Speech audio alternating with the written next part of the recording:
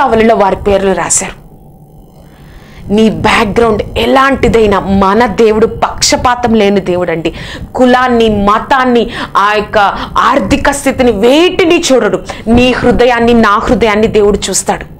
నీ హృదయం, నా హృదయం ఆయన సన్నిధిలో ఏ విధంగా ఉందో, ఏ విధంగా నువ్వు ఉంటున్నావో ఆ విధమైన హృదయంతో నువ్వు దేవుణ్ణి ఆరాధించగలిగితే, ప్రభా నేను ఇటువంటి స్థితిలో ఉన్నాను. ఇంకొకటి చెప్పనా అండి, ఇప్పటి వరకు దేవుడు క్షమించలేని పాపం ఈ లోకంలో లేదు, రాదు కూడా. ఇంకా ఏ పాపంలో ఉన్నావు, ఇంకా ఎంత భయంకరమైన పాపంలో ఉండి నన్ను దేవుడు క్షమిస్తాడా, నేను దేవుడి దగ్గరకు వస్తే క్షమించబడతానా, నేను నిలబడగలుగుతానా అని నువ్వు ప్రశ్నలతో వెనకంజ వేస్తూ ఉన్నావేమో.